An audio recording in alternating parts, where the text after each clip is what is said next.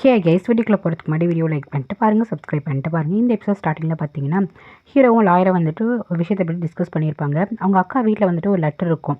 லெட்டரில் அவங்க அக்கா என்ன போட்டிருப்பாங்கன்னா, இந்த மாதிரி என்னோட சொத்தில் வந்துட்டு 90% வந்துட்டு நம்ம ஹீரோக்கு தான் அப்படின்னு சொல்லிட்டு வந்து ஒரு லெட்டர் இருக்கும். ஆனால் அது வந்துட்டு அவங்க கைப்பட எழுதியிருப்பாங்க, சில டாக்குமெண்ட் வச்சுருந்துருப்பாங்க. ஈவன் தோ காராக இருக்கட்டும், அவங்க வீட்டில் இருக்க கோல்டாக இருக்கட்டும், நகை எல்லாமே வந்துட்டு ஹீரோவுக்கு தான் அப்படிங்கிற மாதிரி எழுதி வச்சுருப்பாங்க. ஏன்னா அவங்களுக்கு தெரியுது தடா வந்து சரியில்லை அப்படின்னு அவங்களுக்கு தெரிஞ்சிருக்கு போல்.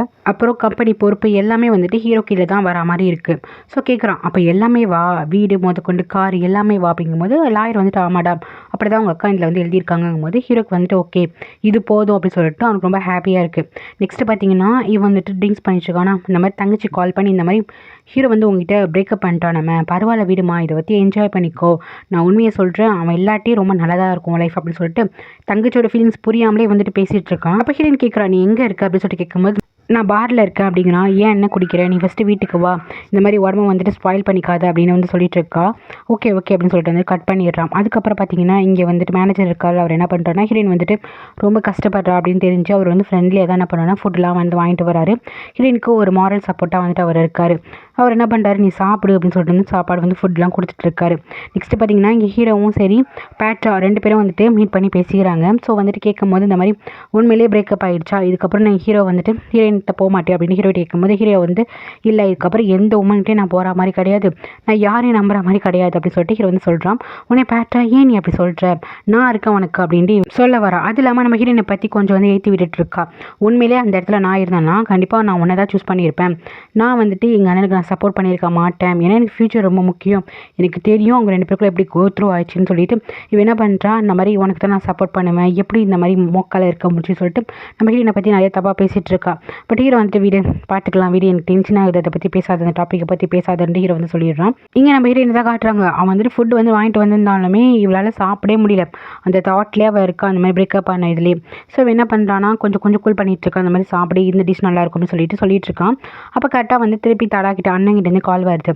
ஸோ அவன் அண்ணன் என்ன சொல்கிறான்னா, இந்த மாதிரி நான் ரெஸ்டாரண்ட்டில் பார்த்து ஹீரோவையும் பேட்ராவும் பார்த்தேன் பாரு, அவன் வந்துட்டு அவள் கூட வந்து கூத்தடிச்சிட்டு இருக்கான் அப்படின்னு அண்ணன் சொல்லும் போது என்ன சொல்கிறான், அண்ணன் இதுக்கப்புறம் வந்துட்டு ஹீரோ பற்றி என்கிட்ட பேசாத, இதுக்கப்புறம் ஹீரோ எந்த விஷயத்துலையுமே நான் தலையிடுற மாதிரி இல்லை அப்படின்னு சொல்லிட்டு ஃபோனை கட் பண்ணிடுறா. பட் இருந்தாலும் அவளுக்கு ஹர்ட் ஆகும்ல.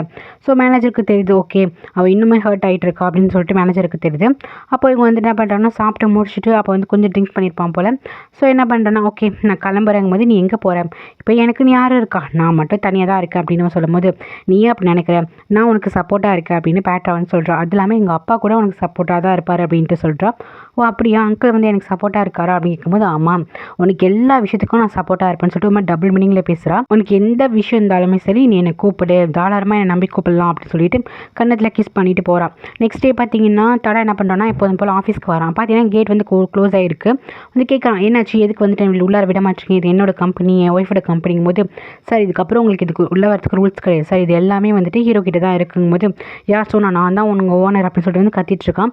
சார் நீங்கள் இந்த வந்து பிரச்சனை பண்ணிங்கன்னா இந்த லாயர் போய் பாருங்கன்னு சொல்லிட்டு ஹீரோட ஃப்ரெண்டு கார்டை வந்து கொடுத்ததுக்கப்புறம் போய் பார்க்கலாம், என்ன நினச்சிட்டு இருக்கேன், இது என்னோட ஒய்ஃபோட கம்பெனி, எனக்கு எல்லா ரைட்ஸுமே இருக்குன்னு சொல்லிட்டு வந்து கத்துறானா. அப்போ வந்து லாயர் சொல்கிறான், இந்த மாதிரி அவங்க அஃபிஷியலாகவே எழுதி வச்சுருக்காங்க, அவங்க சொத்து எல்லாமே இப்போ வரைக்கும் ஹீரோ தான் வந்து ஹேண்டில் பண்ணும் அப்படிங்கிற மாதிரி எழுதி வச்சிருக்காங்கும் போது இவன் வந்துட்டு ஏதாவது காரணம் வந்துட்டு ஹீரோ தான் அப்படின்னு ஹீரோ கிட்ட சண்டை போகும்போது நல்ல வேளை எங்கள் அக்காவுக்கு தெரிஞ்சிருக்கு, நீங்கள் எப்படிப்பட்டவங்க, உங்களோட ஃபேமிலியில் எப்படிப்பட்டவங்கன்னு தெரிஞ்சிருக்கா, அதனால தான் உங்களுக்காக வந்துட்டு ஒரு விஷயம் ஒரு அசட் கூட விடாமல் வந்துட்டு இது பண்ணியிருக்கா, சொல்லப்போனால் உன்னோட வீடு கூட இதுக்கப்புறம் என்னோட தான் அப்படின்னு சொல்லிட்டு அந்த டாக்குமெண்ட்டை காட்டுறான்.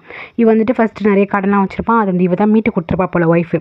ஸோ அதெல்லாம் காட்டும் போது இவனுக்கு கோவம் வருது. அதுக்கப்புறம் லாயர் கால் பண்ணி வந்து சத்தம் போடுறான், இந்த மாதிரி பிரச்சனையாக போயிட்டுருக்கு, அசட் எல்லாமே அவங்ககிட்ட இருக்கும்போது ஃபஸ்ட்டு இந்த கேஸ் வந்துட்டு இன்னும் பாதியில் தான் இருக்குது, ஃபுல்லாக முடியல, நீ வந்து ஃபஸ்ட்டு இந்த கேஸை பாரு, அதுக்கப்புறம் சொத்து பிரச்சனைக்கு அப்புறம் போய்க்கலாம், நீ சொத்துக்கு போனோன்னா ஓகே நீ சொத்துக்காக ஒய்ஃபை கொலை பண்ணிட்டுங்கிற மாதிரி இருக்கும்னு சொல்லிட்டு அவர் ஃபோன் வச்சிடுறாரு.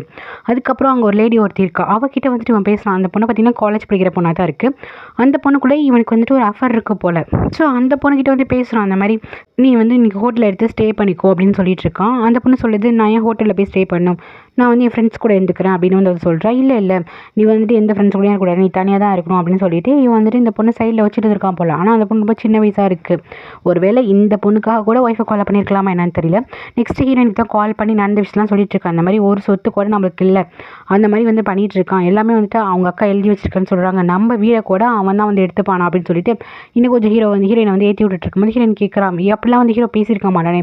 சரி நான் ஏதோ ஹீரோகிட்ட வந்து பேசி பார்க்குறேன் அப்படின்னு சொல்கிறான். நெக்ஸ்ட் பார்த்தீங்கன்னா இவன் என்ன சொல்கிறான், நான் என்னோட ஃப்ரெண்டு வீட்டை தான் ஸ்டே பண்ண போகிறேன், அது கேர்ள் தாங்கும் போது இல்லை அதெல்லாம் வேண்டாம்னு சொல்லி இவன் நம்பிக்கை இல்லாமல் வந்துட்டு விட மாட்டேங்கிறான். அது என்னால் ஹோட்டல்லாம் ஸ்டே பண்ண முடியாது, நான் என் ஃப்ரெண்ட்ஸ் கூட போயிருந்துக்கிறேன்னு சொல்லிட்டு அந்த பொண்ணு போயிடுது.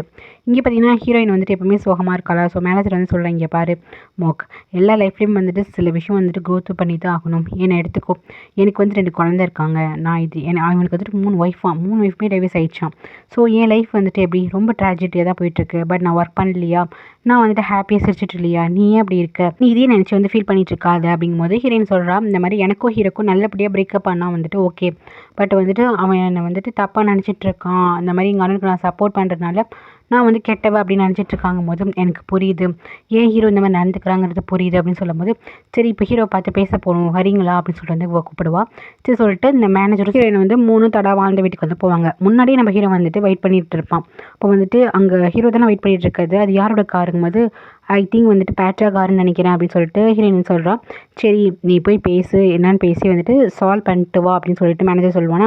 ஸோ அங்கேருந்து பேட்ரா இறங்கி வந்து இந்த மாதிரி உங்ககிட்ட ஹீரோ பேசணுமா அப்படின்னு சொல்லிட்டு நம்ம இவன் வந்து போகிறா. வீட்டுக்குள்ளேயே வெளியே இருந்துட்டு எதுக்கு இந்த மாதிரி நீ பண்ணுற கேம் அப்படின்னு சொல்லிட்டு கேட்கும் போது, என்ன பண்ணுற, எல்லா சொத்துமே இதுக்கப்புறம் எனக்கு கீழே தான் இருக்குது அப்படிங்கும் போது சொல்கிறாங்க, பாரு இந்த வீடு வந்து எங்கள் அம்மா அப்பா வாழ்ந்த வீடு, இது வந்துட்டு உங்கள் வீடு கிடையாது. இந்த வீட்டில் இருக்க திங்ஸு எல்லாமே எங்கள் அப்பா அம்மா வந்து வாழ்ந்து அந்த நான் சின்ன வயசுல இருந்துட்டு பிறந்து வந்த வீடு, ப்ளீஸ் இதை வந்துட்டு ஹோல்ட் பண்ணாத, இதை வந்து விட்டுரு, இந்த இடத்துல தான் எங்கள் அண்ணன் இருக்கணும் அப்படின்னு சொல்லிட்டு கேட்கும்போது, என்னது உங்கள் அண்ணன் இந்த இடத்துல இருக்கணுமா, சான்ஸே கிடையாது அப்படின்னு சொல்லுவான். இந்த பாரு கிம், நீ இந்த மாதிரிலாம் கிடையாது, ஏன் இந்த மாதிரி பிடிவாத பண்ணுற, எனக்கு புரியுது அப்படின்னு சொல்லும்போது, என்ன புரியுது, உனக்கு எதுவுமே புரியாது, நீ உங்கள் அண்ணனுக்காக வந்துட்டு ஃபேக்காக வந்துட்டு சப்போர்ட் பண்ணிட்டு இருக்க, அதனால ஒன் வந்து வெளியே ஹாப்பியாக சுற்றிட்டு இருக்கான், நான் இறந்து போனது என்னோட சிஸ்டர் டி அப்படின்னு சொல்லிட்டு கத்த ஆரம்பிச்சிருவான். அந்த பாரு நான் இதுக்கப்புறம் வந்து விட்டு கொடுக்க முடியாது, இந்த வீட்டுக்காக நிறைய ஒன்றை வந்து லோன் வச்சுட்டான், நான் எங்கள் அக்கா தான் வந்துட்டு பைட் பண்ணியிருக்கா, அவள் தான் எல்லா காசும் கொடுத்து அடைச்சிருக்கா, ஸோ இந்த சொத்துமே எங்களுக்கு கீழே தான் வரும், இது உங்கள் வீடு கிடையாது, இதுக்கப்புறம் இந்த வீடை வந்துட்டு நான் ரெஸ்ட்ராய் தான் பண்ண போகிறேன், இன்னும் 3 நாள் வேணால் டைம் தரேன், முடிஞ்சால் அந்த காசை வந்து பரகிட்ட வந்து கொடுக்க பாருங்கள், இல்லைனா இந்த வீட்டை சுத்தமாக வந்துட்டு டிமாலிஷ் பண்ணிடுவேன் அப்படின்னு சொல்லுவானா.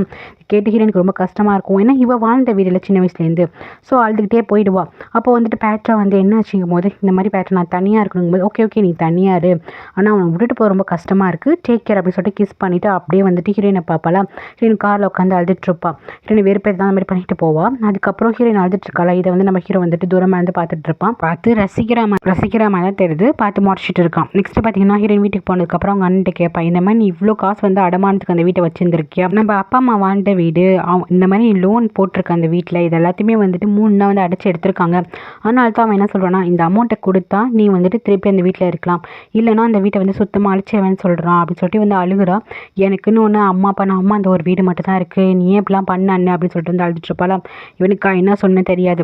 அப்போ வந்து சொல்லுவான், இந்த பாரு நீ சொத்துக்காக மற்ற விஷயத்துக்காக தான் நீ வந்துட்டு இந்த மாதிரி பண்ணியா அப்படின்னு சொல்லிட்டு கேட்கும்போது, இந்த பாரு நான் வந்துட்டு கொலைக்காரன் கிடையாது, நீ திருப்பி வந்துட்டு என்னை கில்ட்டி ஃபீலிங்கில் வந்துட்டு அழக்காது, நான் வந்து 3 சாகடிக்கல, அதான் உண்மை அப்படின்னு சொல்லிட்டு இவன் ரொம்ப ஸ்ட்ராங்காகவும் சொல்கிறான் ஒரு பக்கத்தில். நெக்ஸ்ட் என்ன பண்ணுறான்னா அந்த வீட்டுக்கே போகிறான். அப்போ வந்துட்டு அங்கே வாட்ச்மேன் வந்து உள்ளார விட மாட்டேங்கிறானா, என்ன நினச்சேன், நான் இந்த வீட்டு முதலாளி தெரியும்ல அப்படின்னு சொல்லிட்டு என்ன பண்ணுறேன்னா உள்ளார போகிறான். அங்கே இருக்க வேலைக்கார பொண்ணுலாம், வேணாம் சார் நீங்கள் உள்ளே வராதிங்க, ஹீரோக்கு தெரிஞ்சால் வந்து பிரச்சனையாகிடுங்கும் போது, இதை பாரு இது என்னோட வீடுன்னு சொல்லிட்டு என்ன பண்ணுறான்னா லாக்கரை போய் ஓப்பன் பண்ண போகிறான். அப்போ வந்துட்டு அது ஓப்பன் ஆகலை, கீ எங்கே எடுத்துருவா அப்படின்னு சொல்லிட்டு அங்கே இருக்க நகை அதுக்கப்புறம் 10 எல்லாத்தையுமே எடுக்க பார்க்குறானா. கீ வேணும் கத்திட்டு இருக்கும்போது கரெக்டாக அந்த இடத்துக்கு நம்ம ஹீரோ வந்துடுறான். என்ன நினச்சிட்டு இருக்க, எப்படி வந்துட்டு எங்கள் வீடு வரைக்கும் வந்தேன், அதுவும் எங்கள் அக்கா ரூம் கிட்ட வந்து சொல்லிட்டு போட்டு அடிக்க ஆரம்பிச்சிட்டான். இப்படி தானே என் அக்கா வந்துட்டு பண்ணியிருப்பேன்னு சொல்லிட்டு அந்த ஜக்கூசி கிட்டே என்ன பண்ணுறான்னா வச்சு அவன் வந்துட்டு தலையை வந்துட்டு மோதிக்கிட்டே இருக்கானா. சுற்றி இருக்கவங்களாம் சார் இந்த மாதிரி பண்ணாதீங்க அப்படின்னு சொல்லிட்டு இருக்காங்க, கேட்க மாட்டேங்கிறான். அப்போ தான் ஃப்ரெண்ட் வந்து லாஸ்ட்டாக வந்து ஸ்டாப் பண்ணிட்டு, இந்த மாதிரிலாம் பண்ணாதடா அவன் செத்துற போகிறாங்க போது இவன் சாப்பிட்டோம் அப்படிங்கிற மாதிரி அந்த அளவுக்கு வெறியாக இருக்கான். அதுக்கப்புறம் இவனுக்கு கொஞ்சம் உயிர் இருக்க போல் தலை மட்டும் தான் அடிபட்டுருக்கும், மயக்கம் போட்டிருப்பான். அவனை ஹாஸ்பிட்டல் அட்மிட் பண்ணும்போது நம்ம ஹீரோயின் போய் பார்ப்பான். இந்த மாதிரி நடந்ததெல்லாம் சொல்லிட்டு, கண்டிப்பாக பாரு அவன் என்ன பண்ணி வச்சிருக்கான் பாரு, எல்லாமே ஓரளவுக்கு தான் அப்படின்னு சொல்லிட்டு வந்துட்டு தங்கச்சி ஏற்றி விட்டுட்டு இருப்பானா. ஹீரோயினுக்கு வந்துட்டு ஓகே நான் போய் பேசுகிறேன், எல்லாமே கிளியர் பண்ணிட்டு வரேங்கும் போது வேணாம், நீ போனாலும் உன்னை இப்படி தான் பண்ணுவான், இதுக்கப்புறம் கேஸ் போட்டுடலாம், இவன் என்னை அடிச்சிருக்கான் பாரு, நான் விட மாட்டேன் அப்படின்னு சொல்லும்போது வேணாம் நான் அதெல்லாம் பண்ணாதன்னு சொல்லிட்டு டாக்டரை பார்த்துக்க சொல்லிட்டு இவன் என்ன பண்ணுவானா ஹீரோ பக்கத்துக்காக போவாள். ஸோ ஹீரோ வீட்டுக்கு போகிறாளா, போகும்போது அங்கே இருக்க அந்த திங்ஸ் எல்லாம் வந்துட்டு வச்சுருப்பா. ஹீரோவும் வந்து கிஃப்ட்லாம் பண்ணியிருப்பானே. ஸோ அந்த திங்ஸ் எல்லாம் வச்சுட்டு அவள் என்ன பண்ணுவாள், கையில் இருக்க வந்து பில்லை காட்டுவாள். இந்த மாதிரி அண்ணன் அழிச்சிருக்க, அண்ணனுக்கு வந்து இவ்வளோ செலவாச்சு, இதை நீ தான் பே பண்ணணும்னு சொல்லிட்டு அதை வச்சுட்டு இங்கே என்கேஜ்மெண்ட் ரிங் இருக்கும்ல, ஸோ அதையும் வச்சுட்டு இதுக்கப்புறம் உன்னோட திங்ஸ் எதுவுமே எனக்கு தேவை கிடையாதுன்னு சொல்லிட்டு அந்த திங்ஸ் எல்லாம் வச்சுட்டு அதில் ரிங்கையும் வச்சுருவாள்.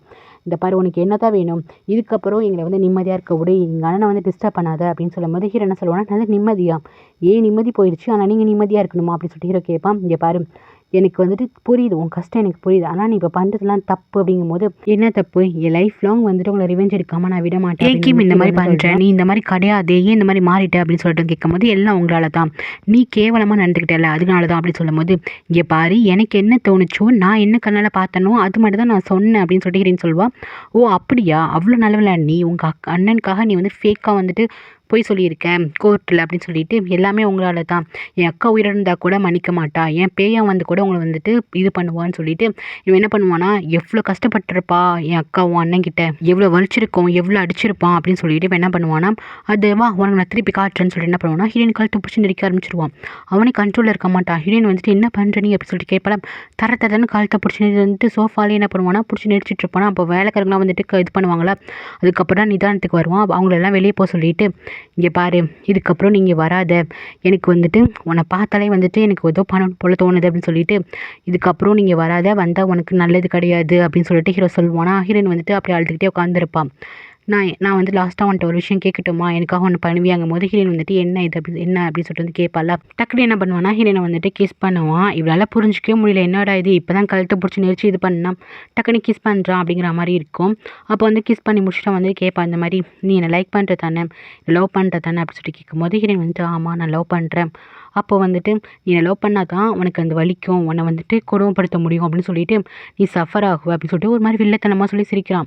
நீ என்னை லவ் பண்ணிகிட்டே இருக்கணும், எப்போவுமே லவ் பண்ணிட்டே இருக்கணும், ஆனால் நான் உனக்கு டார்ச்சர் கொடுத்துக்கிட்டே இருக்கணும், இந்த வலி உனக்கு வேணும் அப்படின்னு சொல்லிட்டு ஒரு மாதிரி திருப்பி வேறு மாதிரி பேசுகிறான். நீ சஃபர் ஆகுறது தானே, உனக்கு வலிக்கு தானே அப்படின்னு சொல்லிட்டு சைக்கோ மாதிரி பேசுகிறான்னா இன்னும் வந்துட்டு பார்க்குறோம் என்னடா இது இவன் இப்படி பேசுகிறான் அப்படின்னு சொல்லிட்டு அப்போ சொல்கிறான், அந்த மாதிரி ஒன்றை மாதிரி ஒரு செல்ஃபிஸான ஆள் நான் பார்த்து கிடையாது, கேவலம் உன் அண்ணனுக்காக நீ சப்போர்ட் பண்ணி ஒரு மர்டரை நீ மறைச்சிருக்கல, நீலாம் என்ன பொண்ணடி அப்படின்னு சொல்லிட்டு ஒரு மாதிரி சீப்பாக ஹீரோனை வந்துட்டு பேசுகிறான். நான் உன்னை குடும்பப்படுத்தாமல் விட மாட்டேன், இந்த லவ்வை வச்சு உன்னை டார்ச்சர் பண்ணுறேன்ட்டு ஒரு மாதிரி வந்துட்டு சீப்பாக பேசுவானா. ஹீரோக்கு வந்து கோவம் வந்துடும். டக்குன்னு அரைஞ்சி நான் ஹர்ட் பண்ணுறேன், இந்த நிமிஷத்துலேருந்து நான் ஹர்ட் பண்ணுறேன், இதுக்கப்புறம் உனக்கு எனக்கு ஒன்றுமே கிடையாது அப்படின்னு சொல்லிட்டு ரொம்ப வெறுத்துட்டான். ஒரு மாதிரி வெறுப்போடு வந்து பேசுவாளா. அவனே வந்துட்டு ஹீரோ வந்துட்டு அமைதியாக இருப்பான். பரவாயில்ல, ஆனால் நான் வந்து ரிவெஞ்ச் எடுக்கிறத வந்து ஸ்டாப் பண்ண மாட்டேன் அப்படின்னு சொல்லுவானா. நீ எப்படியோ கெட்டு போகிறான்னு தள்ளி விட்டுட்டு வீட்டுக்கு வந்துட்டு ஃபீல் பண்ணிகிட்டு இருப்பாள். அதுக்கப்புறம் இவன் என்ன பண்ணுவானா, இந்த மாதிரி பேட்ராக்கே கால் பண்ணி பேட்ரா நீ ஃப்ரீயாக இருக்கியா, என் கூட ஜாயின் பண்ணிக்க முடியுமா அப்படின்னு சொல்லிட்டு ஏதோ ஒரு ஹோட்டலுக்கு வந்துட்டு வர சொல்கிறான், ரெஸ்டாரண்ட்டுக்கு. ஸோ இவன் வந்துட்டு எப்போ தானே இருக்கா, ஸோ கூப்பிட்டனுமே வந்துட்டு கிளம்பி போயிடுறான். அதுக்கப்புறம் ஒரு பாரில் உட்காந்து ட்ரிங்க்ஸ் பண்ணிகிட்ருக்கான். அது ரொம்ப ஓவராக பண்ணிகிட்ருக்கானா. என்னாச்சு அப்படின்னு சொல்லிட்டு கேட்கும்போது நான் ரொம்ப லோன்லியாக இருக்கேன், நான் கூப்பிட்டோன்னே வர ஒரே பொண்ணு நீ மட்டும்தான் அப்படின்னு சொல்லும்போது ஏய் நீ என்ன இப்படி பேசுகிற, நீ எப்போ கூப்பிட்டாலும் நான் வருவேன், நான் தான் சொன்னேன் உனக்கு ஏதாச்சும் ஒரு விஷயம் அப்படின்னா நீடுன்னா நீ வந்து கூப்பிடுன்னு சொல்கிறேன், நீ ஏன் அந்த மாதிரி ஃபீல் பண்ணிகிட்ருக்க அப்படின்னு சொல்லிட்டு உனக்கு கேர் எடுத்துக்க தான் நான் இருக்கேங்கும் போது வேண்டாம் எனக்கு கேர்லாம் எடுத்துக்காத, நான் ஒரு மோசமான ஆள், நான் ஒரு கேர்ள் கிட்ட ரொம்ப மோசமாக நடந்திருக்கேன் அப்படின்னு சொல்லிட்டு ஹீரோயின்கிட்ட ஒரு மாதிரி நடந்துட்டு வந்திருப்பானா. ஸோ அதை வந்து சொல்லிடுவானா. அப்போ ஹீரோயின் இவ சொல்வா, பேட்ரா எனக்கு அப்படிப்பட்ட பசங்க தான் ரொம்ப பிடிக்கும், ஹராஸ்மெண்ட் பண்ணுற பையனை தான் எனக்கு ரொம்ப பிடிக்கும் அப்படின்னு சொல்லிட்டு ஒரு மாதிரி அவனை வந்துட்டு பிடிக்கும் அப்படிங்கிற மாதிரி சொல்கிறாளா. இதை கேட்டு அவன் வந்துட்டு சேர்ஸ் அப்படின்னு சொல்லிட்டு 2 பேரும் ட்ரிங்க்ஸ் பண்ணிகிட்ருக்காங்க. இது எப்படியோ வந்து வளைச்சி போடலாம் அப்படின்னு தான் வந்துட்டு இது பண்ணி முடிவு பண்ணி பேசிகிட்ருக்கா. அதுக்கப்புறம் இவன் ட்ரிங்க்ஸ் பண்ணிடுறாங்களா. சரி எங்கே போகிறதுன்னு தெரியாது, என்னால் கார் டிரைவ் பண்ண முடியாதுன்னு சொல்லுவானா. ஒன்றும் பிரச்சனை இல்லை, நீ சொல்லி எங்கே போகலான்ட்டு, நானும் வரேன் 2 பேரும் சேர்ந்து போகலாங்கும் போது வந்துட்டு சிரிப்பானா. அப்போது இந்த சிரிப்புக்கு ஓகே தானே அப்படின்ட்டு ஒரு மாதிரி கேட்பான். ஆனால் வந்து சிரிச்சுட்டே வந்து ட்ரிங்க்ஸ் பண்ணியிருப்பானா. ஸோ அப்படியே அங்கேயே மயங்கிடுவான். நெக்ஸ்ட்டு பார்த்தீங்கன்னா இங்கே தடை என்ன பண்ணுறான்னா அந்த பொண்ணு கூட தான் இருக்கான். ஸோ இவனை இங்கே ட்ரிங்க்ஸ் பண்ணிவிட்டு அந்த பொண்ணுக்கிட்ட வந்து என்ன பண்ணுவான், நெருங்கி இருப்பானா. அப்போ அந்த பொண்ணு சொல்லி இங்கே பாரு உனக்கு தெரியும்ல எனக்கு வந்துட்டு இந்த மாதிரி ட்ரிங்க்ஸ் பண்ணிட்டு கிட்ட வந்தால் பிடிக்காதுன்னு, ஸோ இப்போ வேண்டாம் அப்படி சொல்லிட்டு வந்து தள்ளி போவாளா. என்ன பேபி இப்படி சொல்லிட்டேன், நம்ம 2 பேரும் இன்றைக்கி நேற்று அப்படி இருக்கோம் அப்படின்னு சொல்லிட்டு எனக்கு எல்லாமே நீ தானே அப்படின்னு சொல்லிட்டு அந்த பொண்ணுகிட்ட பேசிகிட்டு இருக்கான். அப்போ பார்த்தீங்கன்னா எனக்கு ஒரு கால் வருது. இவன் நிறைய கேம்லிங்லாம் ஆடி கடன் வாங்கி வச்சிருப்பான் போல். ஸோ அங்கேருந்து கால் வருது, எப்படா நீ வந்து பேமெண்ட் பண்ணுவ அப்படின்னு சொல்லிட்டு, இருங்கடா வெயிட் பண்ணுங்கடா அப்படின்னு சொல்லிட்டு இருக்கான். இந்த பொண்ணு என்ன பண்ணு தனியாக உட்காந்துட்டு ஒரு ரெக்கார்டை வந்துட்டு பார்க்குது. அந்த நம்ம ஹீரோயின் வந்து கோர்ட்டில் வந்து சொல்லியிருப்பாள், இந்த மியூசிக் தான் வந்து வாசிச்சுட்டு இருந்தாங்க 3ன்ட்டு. ஆக்சுவலி இந்த மியூசிக்கை வாசிச்சது இவ தான் போல். ஸோ அதை வந்துட்டு இவன் சொல்லியிருப்பான், அந்த மாதிரி மியூசிக் ப்ளே பண்ணு அப்படின்ட்டு. இதுக்கெல்லாம் கேட்காத, நான் கால் பண்ணுறப்போ வந்துட்டு அந்த மியூசிக் வந்துட்டு நீ ப்ளே பண்ணு அப்படின்னு சொல்லியிருப்பான் போல். ஸோ வந்துட்டு ப்ளே பண்ணியிருந்திருக்கா. அப்போ வந்துட்டு கொலை தான் பண்ணிட்டான் போல் அந்த 3ஐயும். நெக்ஸ்ட்டு பார்த்தீங்கன்னா ஹீரோ ரொம்ப ட்ரிங்க்ஸ் பண்ணியிருப்பானா, தன்னோட வீட்டுக்கே வந்து பேட்ரை வந்து அழைச்சிட்டு போயிடுறா. அவன் பயங்கர போதையில் இருக்கான். ஸோ அவன்கிட்ட வந்துட்டு இந்த இடத்துல வந்து தப்பாக நடந்துக்கலாம், இல்லைனா வந்து தப்பாக நடந்த மாதிரி வந்துட்டு க்ரியேட் பண்ணலாம் அப்படின்னு சொல்லிட்டு அவனோட ட்ரெஸ்லாம் வந்து அன்பட்டன் பண்ணிகிட்டு இருப்பாள். அப்போ வந்துட்டு பேட்டா அப்படின்னு சொல்லுவானா, ஏன் சொல்லு, என்னை விட்டு போகாத அப்படின்னு சொல்லிட்டு அவன் ஏதோ வந்துட்டு புலம்பிட்டு இருக்கானா, நான் உன்னை விட்டு போக மாட்டேன், ஆனால் நீ என்னை விட்டு போகாமல் இருந்தால் சரின்னு சொல்லிட்டு இவன் என்ன பண்ணுவானா, அவங்ககிட்ட வந்துட்டு மிஸ்பிஹேவ் பண்ண வந்துட்டு ஒரு மாதிரி ஆரம்பிப்பா. ஸோ 2 பேரும் வந்துட்டு ஒன்றா இருக்காங்களா, இல்லை இவ தான் வந்துட்டு சும்மா ஒரு நாடகத்துக்காக அது மாதிரி க்ரியேட் பண்ணுறாலாம் தெரியல. ஸோ இது வந்து எபிசோட் முடியுது கைஸ். தேங்க்யூ ஃபார் வாட்சிங். லைக் பண்ணிட்டு பாருங்கள், சப்ஸ்கிரைப் பண்ணிட்டு பாருங்கள் கைஸ்.